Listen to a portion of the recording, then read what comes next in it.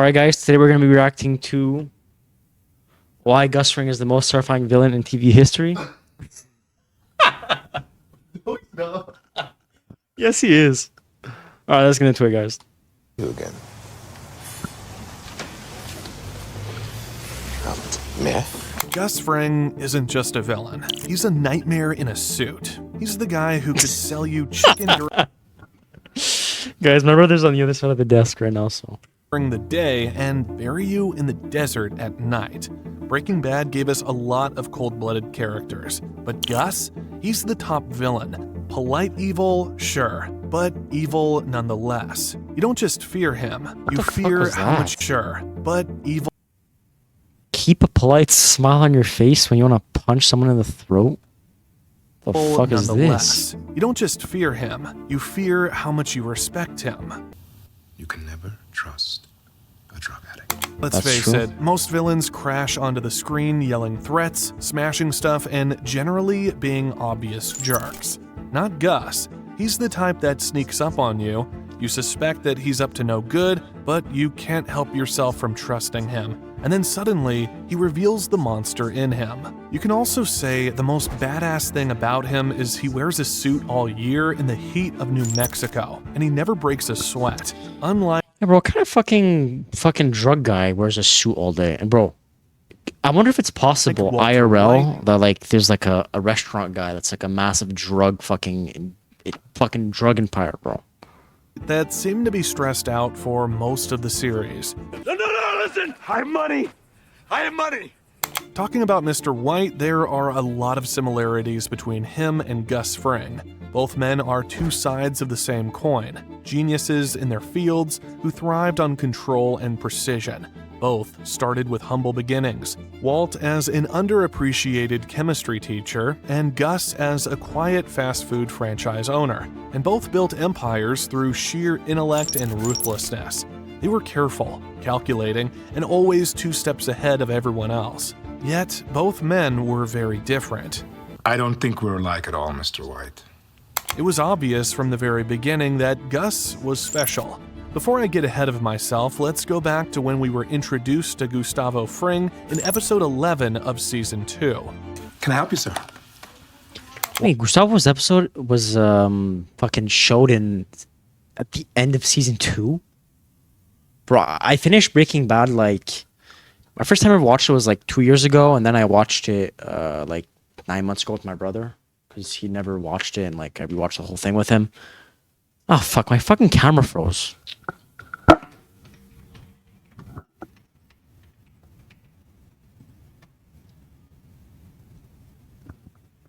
Kidding? How the fuck did my camera freeze?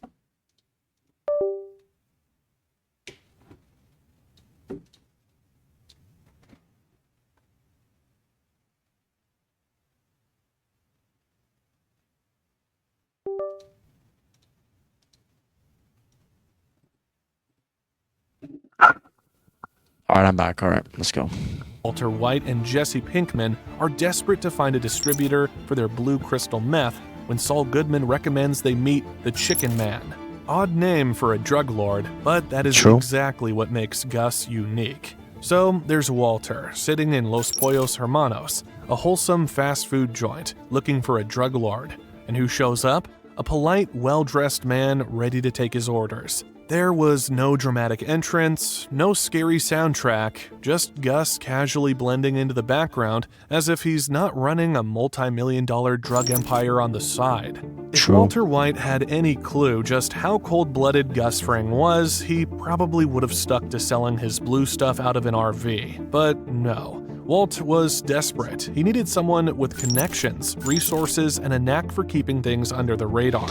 Also, Walter was a master manipulator. Fucking Mogmax this, bro. What the fuck is this? Bro, even his glasses. And doing business with dangerous individuals, because he was sure he could always outsmart them, just as he did with Emilio Koyama and Crazy 8, who were ruthless killers themselves. It didn't take long for Walt to realize he'd walked straight into the lion's den. Gus wasn't like other drug dealers Walter had handled and even killed. Gus was a mastermind who ruled with an iron fist and zero mercy. To appreciate this character better, you need to know what motivates him. Before he was the Chicken Man, Gus had a partner named Max. Max wasn't just his business buddy, he was family, the one person Gus trusted completely. Together, they tried pitching their drug business to the Mexican cartel. It was a big mistake. Bro, I wish like Vince Gilligan would have like made like a whole show on before Breaking Bad and just shows like fucking Gustavo Fring's like story, bro. That'd be nice. Le pido disculpas si no ofendí. That got Max killed. Hector Salamanca, the loose cannon of the cartel, shot Max right in front of Gus as a power move. Gus was forced to swallow his rage, but oh, he didn't forget. From that moment on, Gus wasn't just a drug lord in the making. He was a revenge machine, and Hector was his primary foe. His whole empire wasn't just about money or power. It was about dismantling the cartel piece by piece while making them think he was their best friend. Gus played the longest con, smiling at the people he planned to destroy. He didn't just want payback. Those who crossed him don't just get killed, they get wiped off the face of the earth. In the first episode of Season 3, we get to see Gus handle some terrifying villains when we are introduced to the Salamanca twins. These guys didn't just walk onto the screen, they crawled out of the underworld like something straight out of a nightmare. And boy, did it leave us all scared. Yeah, but what the fuck were they doing in scene that starts with the episode again? Is it like a Salamanca ritual or twins, something? Marco and Lionel, stepping out of their Like, why the car fuck were they like crawling on the the floor? Terminators on a mission. Their mission was to kill Walter White in vengeance for the death of their cousin, Tuco Salamanca. These guys don't need dialogue to communicate their deadly intentions. These were no ordinary hitmen. They were hitmen with an almost supernatural presence. You just know that Walt stood no chance. Once these men get to Walt, it will be over. This is where Gus Fring, the mastermind with a plan for everything, comes in. Gus saw the cousins not as unstoppable forces, but as pieces on his chessboard. He cannot allow them to kill Walt. Ya les había dicho, no van a matar a Walter White. So, what Walter did he White. do? He redirected their vengeance. Gus convinced the cousins that the real culprit behind Tuco's death was Bro. Hank Schrader, You see the Walt's glasses DEA fucking Gus is agent wearing? brother-in-law. It wasn't entirely untrue. Hank did pull the trigger, but Gus's manipulation was all about protecting his interests. By pointing the cousins toward Hank, Gus bought himself time and kept his operation. Bro, Hank should have died, to be smoothly. honest, bro. At the I same don't. time, he also I don't made think sure no one IRL Hank can got actually survive that tipped bullshit, about the bro. danger so he could defend himself. He would have bled out, to Despite be being honest. outnumbered and outgunned, Hank managed to kill one cousin and critically injure the other, who later died in the hospital. It was the end of two of the most dreadful villains in the series. Despite the hate Walt has for Gus, he has no choice but to thank him for taking care of the twins and saving Hank's life too. Thank you. Thank you again. You're quite welcome, Mr. White. Delivering the news of their deaths to their uncle Hector Salamanca was an absolute pleasure for Gus. But Gus was only warming up. His next target was another major player in the cartel he had sworn to take revenge on, Juan Bolsa. When Juan Bolsa first appears in Breaking Bad, he comes across as the cartel's smooth operator, a middle manager keeping the Salamanca chaos in check while maintaining order in the ranks. Trust me, it was not an easy job, not with Hector Salamanca, who wanted nothing more than the death of Gus. On the surface, his relationship with Gus Fring seems like a smart business arrangement. Bolsa recognized how important Gus was for the cartel, but he never realized Gus was using him. Initially, Gus plays the cooperative role, using Bolsa's influence to solidify his drug empire while expanding his operations behind the scenes. Partnership allows Gus to build his Los Pollos Hermanos disguise and secretly fund his industrial-scale super lab. However, Gus views Bolsa Yeah, bro, if someone went to do this shit, bro, they might as well copy Gustavo Fring, bro. It's like an easy fucking copy business sample and it works. not as a partner, but as a hurdle. I see things clear enough. One DEA gets shot, all of Washington starts barking. Someone who ties him too closely to cartel rules and limits his freedom. To Gus, obstacles are never permanent. They're just problems waiting to be solved, and Gus's solutions are as subtle as they are ruthless. Bolsa would have to die. Gus tips off the DEA about Bolsa's location. What follows is a dramatic raid, bullets flying, and Bolsa meeting his end at the hands of federal agents.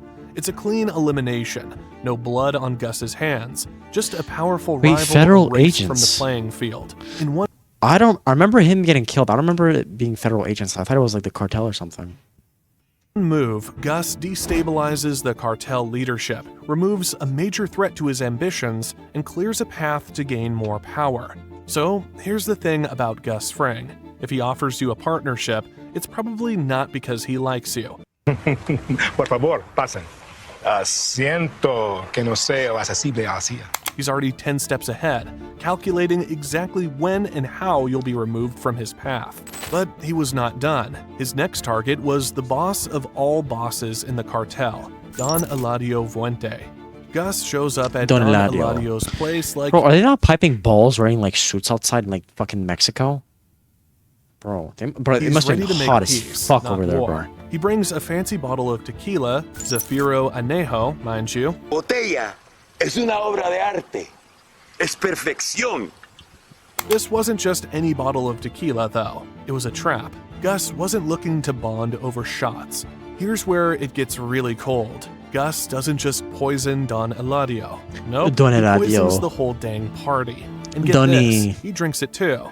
That's right, Gus is sitting there sipping the same poison tequila as everyone else, risking his own life just to make sure no one gets suspicious. Talk about commitment to the cause. The others are laughing, joking, thinking everything's fine. And Gus is just there, cool as a cucumber, waiting for the poison to do its work.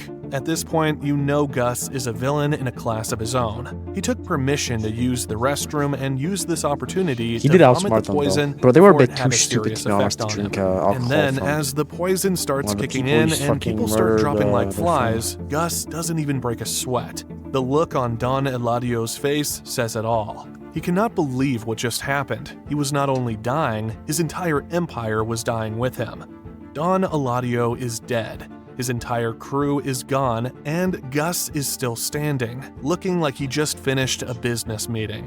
Don Eladio está muerto! What makes Gus so scary is that he doesn't even seem to enjoy it until he goes to rub it in the face of his arch-enemy, Hector Salamanca. This young man. Do you remember him? So far, Gus has managed to do all this without ever getting his hands dirty. He's the type of villain who'd have a cup of coffee before stepping over a body and not bat an eye. But here's where it gets next level chilling. Gus soon shows us he could be a cold-blooded killer when he kills Victor, one of his crew. Despite this being the most bloody scene in the series, the expression on Gus's face was blank. Now, poor Victor had been loyal, but you know how it goes. It only takes one mistake to end up dead. This scene was a turning point for Walter. Never had he been so terrified, and now he was sure Gus was going to kill him. It was only a matter of time, except he killed Gus first. But how was he ever going to eliminate such an evil genius?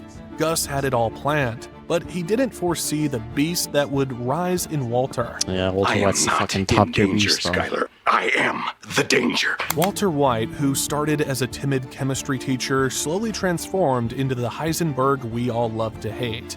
Gus, in a way, was the one who pushed Walter over the edge. He forced Walt to stop being so nice and start thinking like a real criminal. And honestly, it was the best thing that could have happened for Walt's ego, even if it meant him losing his soul in the process. The monster Gus created was the man who took him out. Gus went out spectacularly. Sure, he was blown to bits with Hector Salamanca in a truly epic showdown. But Bro, the a man fucking had some iconic death satisfaction. scene, bro. In those final moments as the explosion went off, Gus knew that Hector wasn't going to walk away from that either. He must have been satisfied knowing that his worst enemy, the man who shot his friend, died with him that day. There could be no better end to a villain like could Gus that Fring. fucking shit even be possible? Or he like the whole thing blows up and he walks out of the room like still alive and half his face is there. In his last moments, he went out looking sharp. If you enjoyed this video, then you want to see the many times Walter should have... Alright guys, so I'll watch the other videos in the other fucking videos in the future. So you can subscribe to me. You can watch this guy videos. He doesn't upload anymore, but all right. So this is a good video. Yeah, I would say Gus is like perhaps like top 5 worst villains of all time in anything in fucking filming industry, I guess, whatever. So yeah, Breaking Bad was good. It's on par with Better Call Saul. I don't know. I like Breaking Bad, but Better Call Saul was like a bit better quality and everything. Because the first like 2 seasons of Breaking Bad are low quality and shit, even like the highest quality, you know. But